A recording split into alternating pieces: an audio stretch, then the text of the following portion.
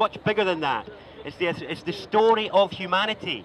It's the story of what a human being is, what a good human being is, what a good human being does, what it is to make you feel like your place and your position and what you do has worth and value and esteem and credibility. It's that story. And my concern about things which are protesting in their nature is that it actually describes somebody else's story. So my concern is how much time is spent by all of you and everybody else telling somebody else's story of the world, somebody else's story of humanity, and even though you're doing it in opposition, it's still entering into that dualistic paradigm that actually isn't actually going to work.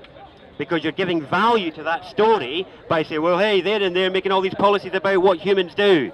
Are they? It's only as long as you stand there talking about it that it does, rather than getting on with describing your own story. I want you all to just have a quick look around and see, does anybody here look anything like you? I hope not. Does anybody dress anything like you? No, okay. Well, the point being then is, you know, you've all chosen your clothes with effortless choice this morning. You're sitting here effortlessly and unashamed with your hairstyle, facial hair, clothes, all the rest of it.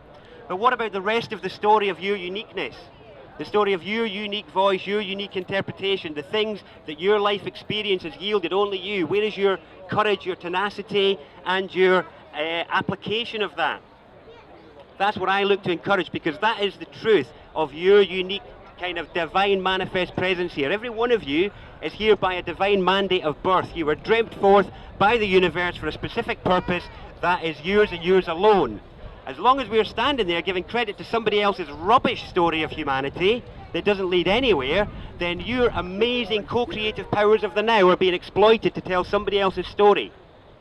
Does everybody understand the concept, or have you come across the concept of there being only now? Is everyone comfortable with that? Yeah. Anyone struggle with it? What about them? Okay. Sorry? Isn't there them as well? No, there's not. I don't think so. Well, if there is, what would that... Well, no, here's the question for you. Okay, so is the substance of me now made up of the bits that were there 5 minutes ago? No.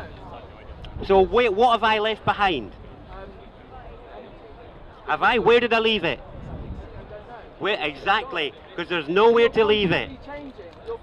Okay, so if I'm evolving, then what it means is all the material of my now is made up of the material that was there 5 minutes ago, except it might have improved. Okay? So the point being is that the way evolution works is that nothing is left behind. So if nothing is left behind, then it means that you are recreating the now every second. So that means it's your energy dragging this story of importance into the now every single time. And this is a really important thing to draw attention to, because it means that we're all dragging these stories of humanity into a new now every time. And we can let go of that anytime we see fit, as soon as we start to reclaim the power of our capacity to tell a story. Do you see what I mean there? Okay, so this is the big point about authority, because whose authority are you here by? You're here by your own authority. But then where do you go from here with that?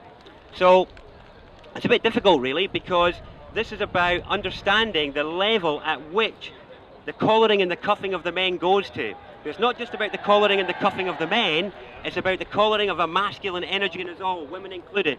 And I'll show you the level that goes to. It goes to a number of different depths. Here's one example. So you have this concept of, basic geometry that you learn at school. Okay, I know that seems like a bit of a curveball, but I'll get to a point, honestly. So you have this concept of a basic geometry. Where you all taught that a square, a circle, and a triangle are basic shapes?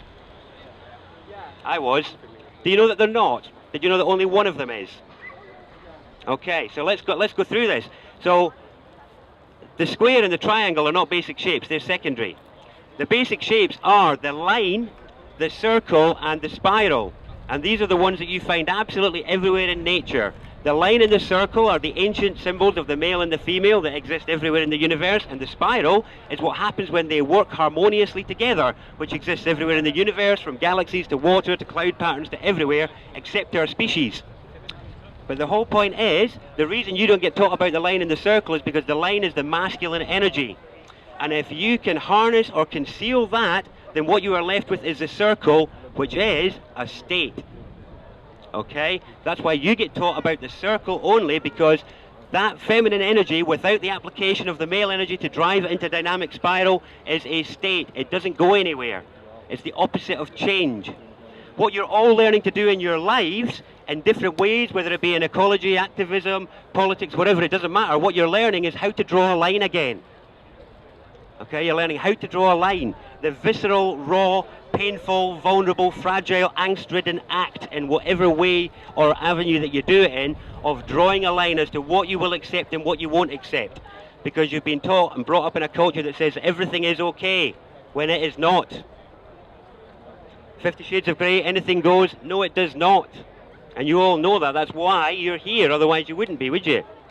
So that's just one example, though. I mean, that's basic geometry. The other level where things are manipulated are at the level of alphabets and characters and language, and that's why I'm drawing your attention just to a few words, just to highlight some stuff that shows that it doesn't matter how much Ike or Jones you watch, the game is being played at a much deeper level than that, much, much, much deeper.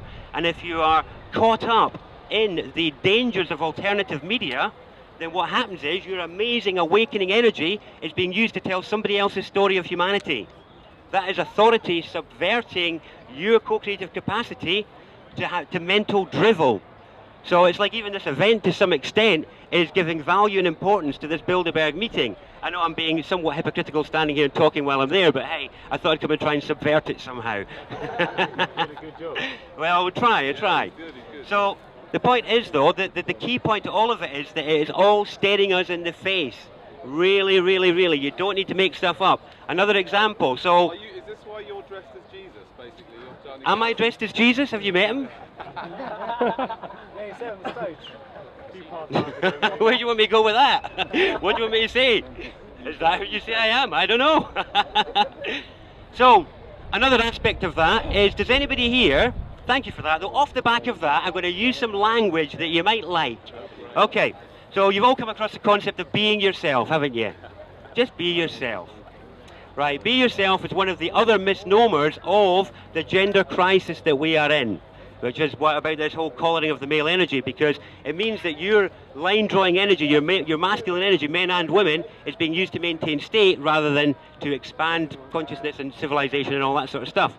So the thing is, you're told to just be yourself. Well, you can sit playing an Xbox, watching whatever, all day for 20 years and claim you're just being yourself, and I would challenge, is that what the universe intended for you when it spent 4 billion years to dream you forth?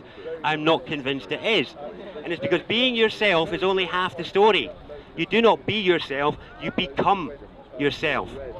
It is a process. No, you are becoming yourself. Does anybody here feel like they have manifested the fullness of their power and capacity in this world as yet? Then do you realize that means you're not even here yet? It means you're still coming. And this is the point. It's about being and coming. And actually, the masculine energy that has been subverted is the energy of coming. And this is it. And this is what is happening now. Your line drawing is you learning how to arrive, how to actually manifest the power that you've started to feel within yourself and to seek healthy expression in the world. That's kind of the key point. And this is the kind of the juncture that we are at. Is about moving from state into being comfortable with change.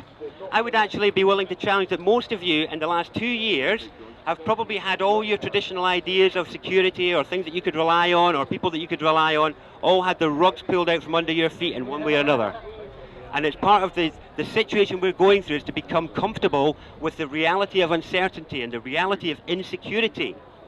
Because actually the only reason state has arisen is a result of our insecurity, our discomfort with perpetual change.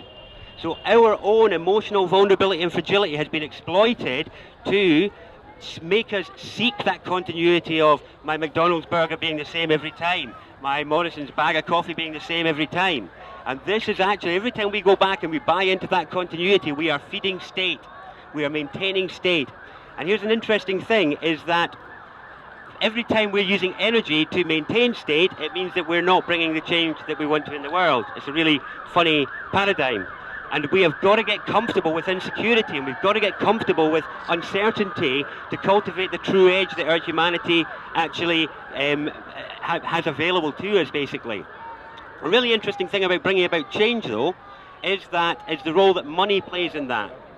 So here's an interesting thing, because obviously money's a big issue. I hear a lot of people talking about money and the money system and all the rest of it. So there's another spell I just want to fix while I've got your attention. And the point being, people really misunderstand what money is all about, because it is also about security. And this is really funny. All the people in there, and probably most of you, treat money as a unit of security. So you feel insecure if you don't have it. You feel like you need to go and get it because there's a vulnerability there, and loads of people hoard on to it so they can feel secure. The funny thing is, there's a bit of a bait and switch happens every time you spend money. And that is that you go into a shop, you spend 20 quid, sorry, you hand over 20 quid for something that costs 15, and somebody gives you £5 back and says, here's your change. Okay, the £5 is not your change. That is more money back. The change is the thing you just bought for 15 quid. Okay? So if you go in and you buy a bag of shopping, the change isn't the £5 back, it's the 15 quid's worth of food you just didn't have in your world before. Money is a unit of change.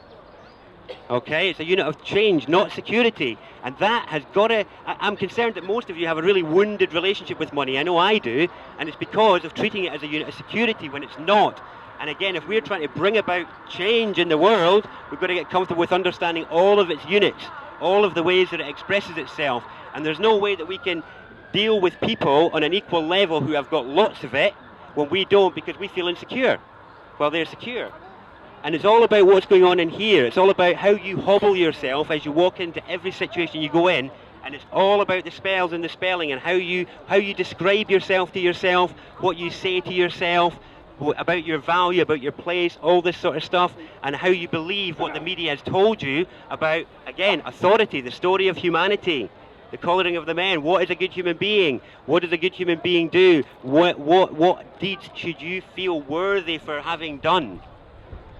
Because this is the big thing. A lot of you've done many worthy deeds, but do you feel the value for it within yourself? Do you feel, you know, in an onward sense, empowered and validated by it? I'm not convinced you all do, and I really would like to invite you into that sense of confidence with that, in the same way you confidently chose your clothes and your hairstyle, because it is within your capacity, but it's about that line drawing, and it's that line drawing of your own identity. It's indoctrination as well, because that forms the barriers of your so-called identity, and you have to break that. Did everybody hear that? He's talking about indoctrination. What do you think I've been talking about right since the minute I started talking? This is the point. But it's about understanding the level that it takes place at. Most people think that by learning all these words of conspiracy that you're somehow informed. You're really not. You're still playing the same game. This is the thing. I mean, another example, another spell to play with is corporate establishments of desire and delight. All the shops that you go to promising you that you're going to be alluring, you're going to be attractive, you're going to be desirable, you're going to be satisfied, you're going to have a full belly if you go and spend money on all these things. That's the change that's being offered for you to go in and hand over your power. But the sign over the door says one thing. What does it say? We think it means way in, but it doesn't. There's a word that we say in our language, we call it entrance, but that's not what it says. Read the sign properly. What does it say? Entrance. It says entrance. It says entrance, and it has only ever said entrance. There is no such word as entrance. It is entrance.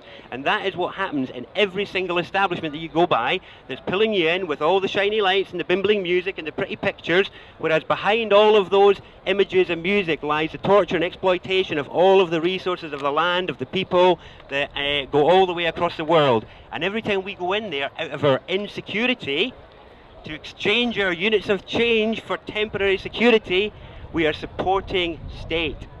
That's the thing. We are absolutely maintaining it, and it is such, for me, it's such a bizarre hypocrisy, because everybody I meet at festivals, at events like this and all the rest of it, they're in there saying one thing, but what they're doing is telling a totally different story. And I just invite your very careful consideration into things like that, because it's where it's at as far as I'm concerned. This is where the real arena of challenge before us lies. So where do we go from here? What do we do? Storm that place, isn't it? Storm that place, is that what you think? Obviously not. Obviously not. I told you he was an agent. And you're here to stir us up. Oh dear. Keep control of your emotions, everybody. Keep control of your emotions. Right, I'll tell you what, thank you. That'll lead me on to the next thing, which is, okay, because there's a big difficulty here, because if your conscious, co-creating energy is being used to tell somebody else's description of the world in the now, how do you balance the difficulty between keeping yourself informed and aware, but without feeding it? This is the challenge. Now, this is about healthy boundaries, about being able to draw a line around yourself and say, well, this is me and that isn't. And that is okay to be able to do that. All this hippie over unity stuff just doesn't work. That's not what it's about. It's about healthy space between things. So here's a trick as to how you can maintain awareness without feeding something with your attention. So that's a really interesting spell as well, the spell of attention. So attention is actually about attention that is created. So here's an interesting thing. So for some of you, the Toltecs used to say this was the most important capacity you had because it was your co-creative power. Because you paying attention to something brought it into the now. It made something important out of a sea of potential unimportance. And you focusing on stuff and giving it attention makes it important. This is what Coca-Cola picked on and realized when they said all you've got to do is make somebody see your name 7 times a day and you'll be this big massive company. It's got nothing to do with the quality of the product or the merchandising or the marketing or anything like that. It's just got to do with your attention. And that's what the entrance is all about. It's about getting you to spend your amazing bringing into the now, making something alive capacity to tell somebody else's story. So there's an interesting thing. So as an example of this tension that I'm talking about, I want you to imagine that behind me there was some, I'm going to use some Vice examples here because I imagine there may be some familiarity with Vice around here. I do, that's why I'm using it. So we've got some chocolate over at the far end, we've got some tobacco next to it, we've got some alcohol, a nice range of alcohol, liquors and ciders and stuff there. We've also going to stick next to that some cannabis and some Class A substances. Next to that we'll put some pornography. I don't know, I can't think of what else really to put there just now, but I imagine that's probably enough. And I would be willing to bet that some of you at some point of your life, an iPad, thank you. We're going to put the iPad and the latest iMac next to it. And it's not iMacs anymore, PowerBooks. PowerBooks, there's PowerBooks there. Shiny, shiny. So, they'll do. That's a good enough barrage of Vice. So I would imagine that for all of you at some point in your life, attention would have been created between you and one or more of those objects, where one of them would have been much, much more important than the rest, wouldn't it? It would have been like, oh, I could really use some of that. It's dragged me to the garage at 2 o'clock in the morning many a time. No longer, thankfully, but yeah, I've walked many a mile to release that tension within myself. So is everyone familiar what I'm talking about there, that pull, that tension? So that is what attention is. Attention is when attention is created between you and the thing you're focusing on. It's no different with these people here. It's no different with any of the groups in the world, is that as long as you are feeding that connection of your awareness with any tension whatsoever, then you're supporting it, giving it importance and bringing it into the now. And it's a very, very dangerous state of affairs because it means your emotional, mental and even spiritual energy is again being exploited to tell somebody else's story of the world. That is so important. It's like 12 people in a room cannot change the world, but if they can put it out through enough press and media, they can make your thoughts do it because you'll back up that story. You'll validate it. And this is the danger of alternative media. The danger of it is that it continually tells a terrible story of the world. And as long as you're reaffirming that, then what world are you describing? What story are you describing? Is that the story you want to be telling of humanity and the world with your life and with your practices? I don't know, it's a rhetorical question, I'm just asking you. Because this is the thing, so what you can do is you can maintain awareness of things, but don't feed it any of your attention-making capacity. That is a bit of an art form, and there are techniques that you need to learn to do that, but that is what is setting yourself free, as far as I'm concerned, is really about. It's being able to reclaim and reharness your capacity, and that's authority. That's then authority, because then you start to tell your own story and you choose which stories you will support or not. I find that similar tension thing, when you're just going around your normal day-to-day affair, you use that same tension, but stuff you do yourself, even if it's turning the door handle. Yeah. Instead of just doing it, you keep on saying to yourself, oh, I've actually taken time out of my life to turn a door handle, and then you remember that bit, and then so you're not just kind of floating around doing nothing. You're actually just aware of yourself doing things, and I find that really, really important. So yeah, there's a good mindfulness. Yeah, that's mindfulness in the moment.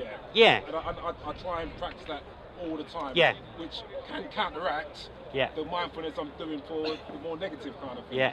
Very valid point, valid point. So what we're talking about there, I don't know if everybody heard the chap there, but the point being that for me that's about scattered awareness. So he's talking about times during the day when he can be mindful and attentive to what he's doing to try and combat where he might be inadvertently feeding other ideas and all the rest of it. That's part of it, definitely, about being as present as you can in the moment. It's really interesting though, because if you tell with your life and how you want to be able to handle yourself in different situations. The thing is, if you're going through life with some of your emotional energy all being tied up worrying about the bills, worrying about the politics, worrying about what's going on in Afghanistan and Iraq and blah, blah, blah, and your mind scattered and judging what these guys are doing and thinking about what's going on in Australia and what's going on in America, all the rest of it, how much of you is actually here, ready to meet the human being in front of you? Don't do what? That's the thing, like speaking for already partially awake or if not fully awake people, he was shouting to say... Fully awake, I would challenge that for anybody here, brother. There's such arrogance and naivety in that to me. Yeah, I know. You could say more to them. I include myself. Yeah, I included myself. They would know less about it originally, but if you're saying about attention, it's not that we're shouting sort of at them, but it's like you've got to come forward as a species. You have to stop it. It's got to be. There's got to be enough people that sort of rally. Should we ignore them? Yeah, go on. Well, no, it's not about ignoring. This is not. This is the thing. It's about trying to understand what game is actually being played. What I meant is we all sort of, not that we all get it. Of course, that's a misstatement. We don't all get it. But we all sort of get it. Yeah. It's the people out there, the 9 to 5 people that don't understand this at all. That's the people I think you personally need to be speaking to. Right. No, I think you need to be speaking. Yeah, I agree, and here's why I'm saying it. You speaking to those people. I agree. I agree with you. We are doing this because we love this country. We really love this country. And those people are trying to destroy not just our country, but the whole world. If we lay down and say, well, I'm in the now here, I've got to pick my toenails, nothing will get done. No. 45 years I have been a peace campaigner in this country. 45 non-stop years. It's kept me young, it's kept me fit, and it's kept me raging. And I'm more now than ever. You are trying to take the steam out of my sails. Am I? Fuck off and die. Am I? I've got more steam than you know what to do. Yeah. I want to live in a world. Now this is the great thing, because this is about anger. Yeah. That's exactly enough. I'm angry with you for Why? trying to take the steam out of these people. Oh, am I? It took them a lot of bottle to get here.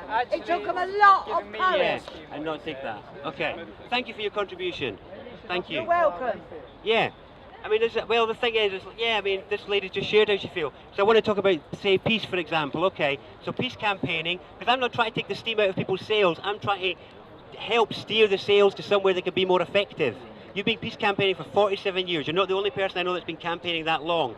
I still want to see more peace than what has been delivered by all the peace campaigning. You know, that's the thing. I mean, for me, it's like one thing. Here's another spell game for you, where people think that peace is the opposite of war. And it's not the opposite, okay? Peace is an effect, it's a result. Peace is what happens when something else happens. This is another gender thing. So if we said that war was about the unfettered or uncontrolled masculine energy loose in the world, the opposite of it isn't peace. The opposite of it is actually raw. If you flip the word war around, the opposite is raw. And when I say raw, I mean about the rawness of your human vulnerable self, the truth. When I say raw, I'm talking about infants, female menstruation, I'm talking about rawness. And what I'm saying when I'm talking about you drawing the line is about your raw humanity coming to the fore. And when enough people are raw, you were raw there, madam. I'd like to celebrate that aspect, that your anger was about a raw expression of where you feel and where you're coming from. That, actions based on rawness, are what will end war as far as I'm concerned. And this is where the only aspects of the peace movement that have had any effect has had nothing to do with the fact that they've been campaigning for peace. It's been to do with the fact that the people have been raw in doing so. That's my personal opinion on it. Yes. 5 minutes. Okay. Right, so 5 minutes to go. What else could I say? I don't know. I was kind of, sorry my dear, I had to receive what you were saying there. Back to what you were saying, sir. I agree with you. It's like I'm not having a go at these people. I am trying to steer the sails to... These people already sort of, even if they're only 80% understand Yeah. what you're saying, there's people here that know a lot of what's going on. It's the general average Joe on the street that needs to be told this. Okay. That's why I think there's no point in what you're Yeah, doing. I don't agree. I've had people say this to me for years. I've been doing these talks for like 8-9 years now, and I have to say people have always said we need more people in here. We need more people. I don't think that's true. I think what we need is for the people who have heard stuff and know stuff to actually act on it and bring it into there now. So here's an example for you. For all of you in the last 10 years, the stuff that you have learned that's really, really important, that you really know you need to act on in your life, how much of it have you managed to bring into your daily manifestation? We're acting on it right now. We're No, that's here. not what I've asked. That's not what I've asked. 50%. Would 50% be true? Would 20? Maybe 20? Yeah? Yeah, no, it's all right. I'm not having a go. I'm speaking for myself because I want to make an example of that just to finish up on. And the point I'm making with there is that we have momentary encounters with authority in moments like this for a few minutes of our life, and we want to be effective. The thing is, you are with an authority in your head 24 hours a day, 7 days a week, and even it won't listen to your highest aspirations. If you can't get the authority that you spend 24 hours a day, 7 days a week with, to listen to your highest and most heartfelt, aspirations and inspirations, how can we expect to have an authority that we spend 15 minutes with, if we even get face to face with, how can we expect that to be effective and to listen to us? I think the battle's been fought in the wrong place is my point, and I think it's more about the awakened. If you are awake, then apply. Apply what you've learned, apply it into your life, because I would guarantee that the power of your manifestation would increase exponentially within months if you managed to up that 20% to 50%. And then it'd go through the roof if you managed to get to 70%. And if you managed to implement 100% of the stuff that you knew was really important that you'd learned in the last 10 years, this would be a totally different planet in 3 months' time. Totally different. It's not about getting people, it's about getting us to listen and apply and to take it into our daily lives. Well, okay, we may agree to differ on that point, but I accept again your contribution and thank you for it. I'm going to have to wrap up and pass it on to somebody else now. I want to thank you all very much for your time and attention. Maybe one question or point. I think I've got to move on. All right, yeah, my name's Darren Deojee. I have a website that I don't update very much because I'd much rather be in what I call the living language of our human interaction. This is my media, the human media, but I do have a website, alternativeanswers.net, or you can find me on YouTube under Alternative Answers or Darren Deojee. Better to put in Darren Deojee, that's D-E-O-J-E-E, because a lot of other people have filmed some of my talks. I also have an organisation that I was starting a few years ago called the People's Public Trust, which I'll maybe speak about later on, which is much more about direct action in relation to public servants and people like this, how we can actually make them accountable for breaking the trust that we placed in them to have our well-being as their priority. Thank you very much.